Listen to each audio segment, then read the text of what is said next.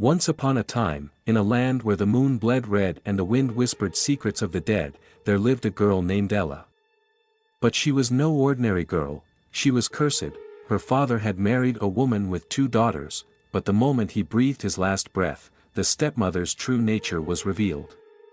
She was a witch, her daughters nothing more than soulless puppets, and Ella, her unwilling servant.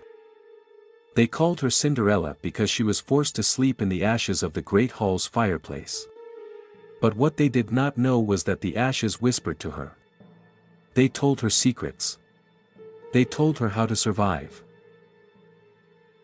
One evening, a grand invitation arrived, a royal ball at the castle. The stepmother cackled as she burned Ella's hopes with the candle's flame. "You! A filthy thing like you! You belong in the dark." That night, when the house fell silent, Ella wept in the cinders. But something stirred in the shadows.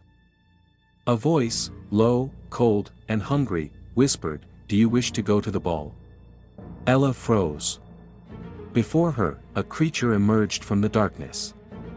Not a fairy godmother, but a skeletal figure draped in a cloak of black mist, its fingers long and sharp. "I can grant your wish," it rasped. "But there is always a price." Desperate, Ella nodded. "I'll do anything." The creature grinned, revealing rows of jagged teeth. It reached out and pressed a clawed finger against her chest. Pain shot through her body as black veins spread from the touch, and she gasped, "Your beauty will be unmatched, your dress spun from midnight itself, your carriage made of bone and blood. But when the clock strikes 12, you will belong to me." Ella, consumed by her hatred and desire for revenge, accepted without hesitation. At the castle, Ella was the most stunning guest. The prince's eyes locked onto her, but it wasn't love he felt, it was fear. Her presence sent a chill through the grand hall. As they danced, he noticed her hands were cold as ice. Her eyes, once warm, were now black voids. When the clock neared midnight, a dark whisper echoed through the hall. The air thickened, the candles flickered, and the scent of rot filled the room. "Time's up." Ella screamed as her body twisted and cracked, her flesh peeling away as something monstrous clawed its way out. The guests shrieked in terror. The prince stumbled backward as Ella, no longer human, lunged at him.